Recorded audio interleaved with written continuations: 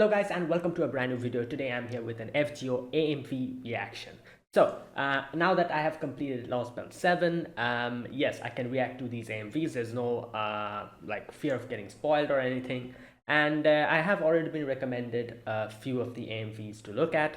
And yes, I'm going to be reacting to one of those. There's I think like 2 or 3 more after this, which I'll eventually react to them.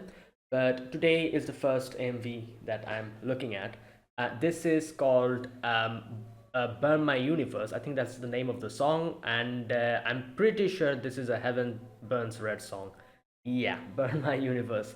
So I probably will be familiar with the song, and this is heavily copyrighted. I know because I tried, doing gameplay videos for Heaven Burns Red. Yeah, it was my video was blocked completely because of the songs and everything. So I know these songs are heavily copyrighted, so the whole video will be muted. I will link the original video in the description box, the AMV video. Go to that video if you want to watch my reaction alongside the song and the video. Play it along my reaction. I will also timestamp this video so that you can find the exact moment where I begin my reaction. So yeah, that's what I'm going to do. So let us begin. It's a 5-minute AMV video. I'm looking forward to it. The song is obviously very good. Heaven Burns Red. Every single song is like absolutely amazing. So no question about the song. But let's see how the visual matches up with that. So let us get started. Burn My Universe, Fate Grand Order, Lostbelt 7 AMV. Here we go. Okay. Right.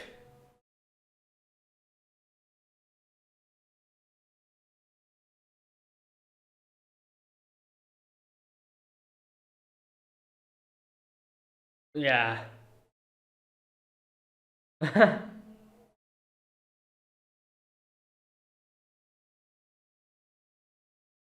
Yes. Okay, that was David, right? I think so. That voice. Yeah. Okay, we're beginning from the beginning. Okay.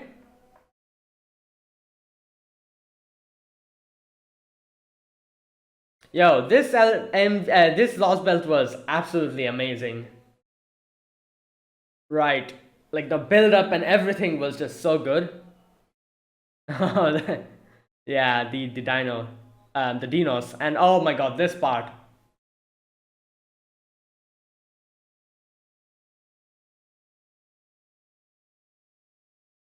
Okay. And yeah, Kamastos obviously, yeah, I know why people like, want him so much after playing the story. And god damn it, Ort was something. Good lord. There's so many good moments of this. Like now that I'm thinking about it, yeah, it was a big journey, Lostbelt 7. Like, you can kind of compare this to Lostbelt 6 length. Quite big.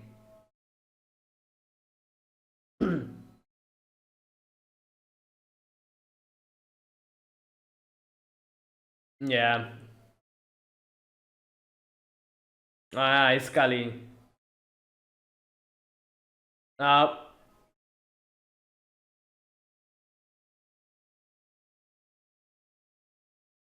oh yeah.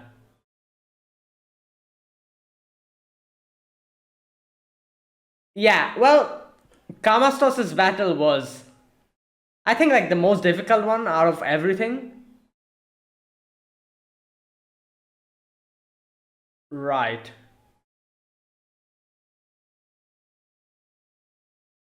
You know what? They did a really good job syncing up the different scenes with the music flow.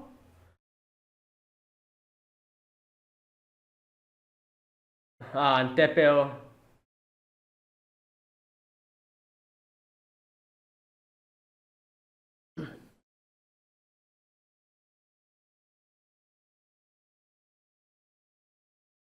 Damn. I wasn't expecting Nito Chris to like, actually, like disappear like that. But yeah. Oh, and this part, oh my god, this part actually like made me like think like what the hell is going on. Like, there's so much low drop here. Lostbelt 7 was probably like one of the biggest low drops ever. Like, a lot of things actually was explained here. Chapter 21.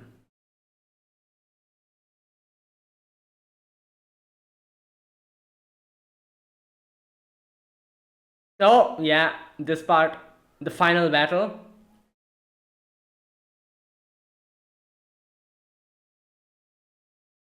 Hmm.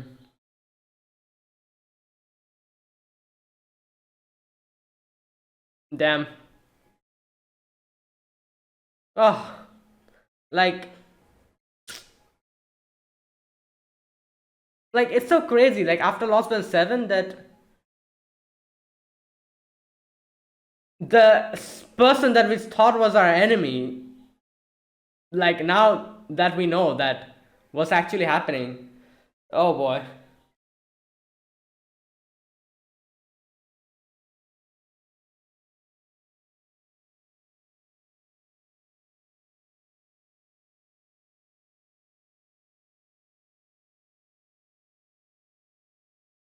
Oh, the golden football.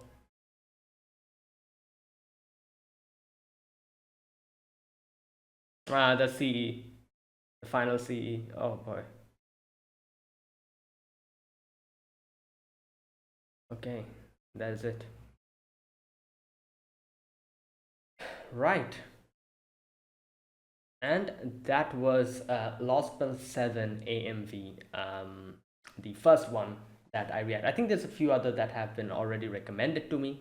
I will react to them, like when I get time, one after the other. Okay, so yeah, so this AMV, obviously, I knew the song. Like I said, I knew, like, it's Burn the Universe. It's from Heaven Burns Red. Like, obviously, I'm playing Heaven Burns Red. There's a lot of things that I don't know about what's going to happen. However, I've actually listened to each and every one of the songs because I love them so much. Just a minute, guys. Okay, wait a minute. Okay, yeah, because I love them so much, like, each and every one of them. So, this song, like, I think I've at least heard it how many times? Like, at least 50 to 50 times I've heard it by now. Like, and also the fact that this song literally plays most of the time when you play the game, when you're doing the battles. So, it's like I've heard it a lot of the times. So, the song, I was familiar, very much familiar with the song. But the main thing was that, obviously, how will they sync it up with the scenes? They did a really good job syncing up the things with the scenes, because it started, as I said, from the beginning, where we meet, Olga Mari, Olga Mari, after crashing. Starts from there. The song also builds up from there, little by little, coming to the climax, and each of the flow that the song was going through, it really matched up with it.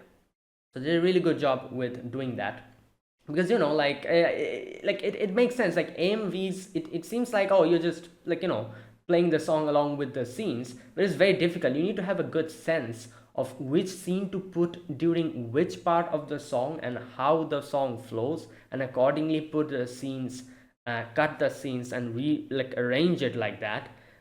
It's quite difficult. You need that sense, and without a good sense, and without a good, like a, like, sense in properly syncing which part of the scene with which part of the song, AMVs wouldn't really, like, feel as good as it would for a person who has that sense, who can properly do it. This one was really well made. I really liked it. The scenes kind of mixed well with the song's ups and downs. And since I've already heard the song so many times, I feel like I knew what to expect. So in that way, I could, like, properly focus on the scenes, and, like, kind of appreciate the sync of the scene with the up and down of the song. It was really good, well made. And yeah, so also, obviously, like, like, looking at this again, the whole, like, journey of Lost Belt 7, I'm realizing how big it was. I think How many videos did I need to make complete this? At least like 35 to 36 videos, I think it took me. And each and every day I made one single video, so it took me more than a month to complete Lostbelt 7. Obviously, I could just, but I was like going little by little, reading everything, kind of narrating the whole thing, the unvoiced parts, on screen, in the gameplay videos. So probably it took me a little bit longer than it should, for other people who are just playing it on their own. But yeah, it was a great, it was a great experience, and like I feel like like Lost Belt 6 was really good, but I feel like this really holds the quality level. Maybe it wasn't able to reach the Lost Belt 6, like 6, what's it called? It wasn't as good, not as good. It's bad to say it like that.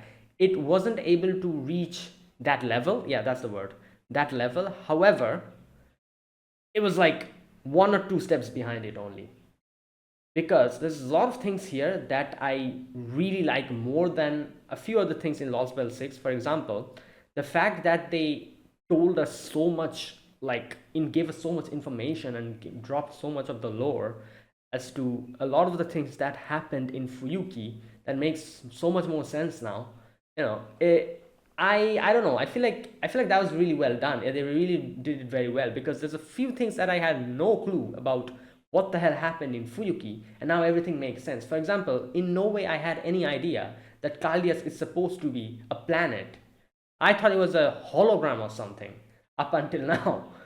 So the fact that it's actually a foreign planet and Olga Mari comes from that, everything makes so much better sense now. It makes sense that how Olga Mari, why is that face? How is Aliens God face Olga Mari? It makes more sense now, because that's what happened in Fuyuki, right? Like, Olga Mari got taken in like that. So it makes sense how the foreign planet was able to, like how Olga Mari was like born from the foreign planet. It like, a lot of things make sense like this. The whole lore of the Ord, the ultimate ones, the archetypes, all these things, I don't think they've ever delved this deep into these type of things in FGO. Have they? I don't think they have.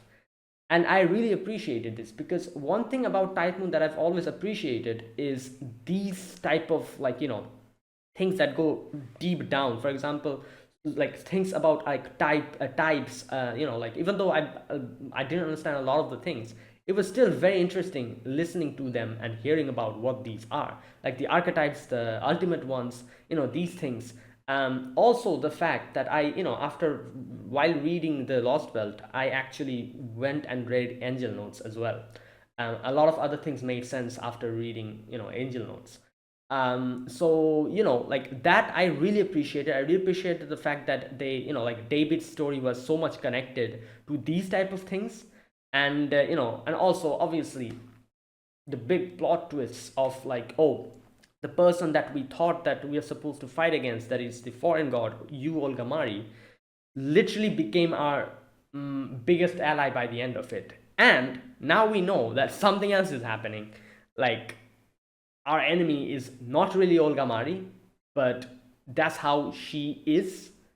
Like, there's something else that we have to deal with, and obviously we will get to know about it after we break that barrier. In Antarctica. Now we'll have to go through the ordeal calls. Before that, I guess we'll get to know about more what's going on, who is the real enemy, that type of things later on.